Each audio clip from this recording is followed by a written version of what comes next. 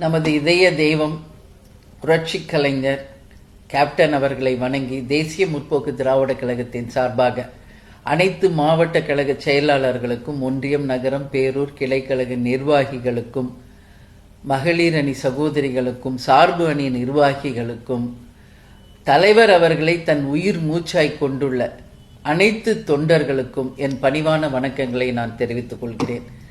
வருகின்ற ஜனவரி 9, 2026 மக்கள் உரிமை மீட்பு மாநாடு 2.0 கடலூரிலே பாசார் கிராமத்திலே நடக்க இருக்கின்ற நமது மாநாட்டை மிக பிரம்மாண்டமான வெற்றி மாநாடாக அமைத்து தந்து, அந்த வெற்றி உங்களுக்கான வெற்றி என்பதை இந்த நேரத்தில் தெரிவித்துக் கொண்டு அனைவரும் தவறாமல் இந்த மாநாட்டில் கலந்து கொள்ள வேண்டும் என்று கேட்டுக்கொள்கிறேன்.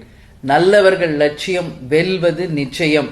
நமது முரசு 8 திக்கும் வெற்றி முரசு கொட்டும் என்று கூறி விடைபெறுகிறேன். நன்றி, வணக்கம்.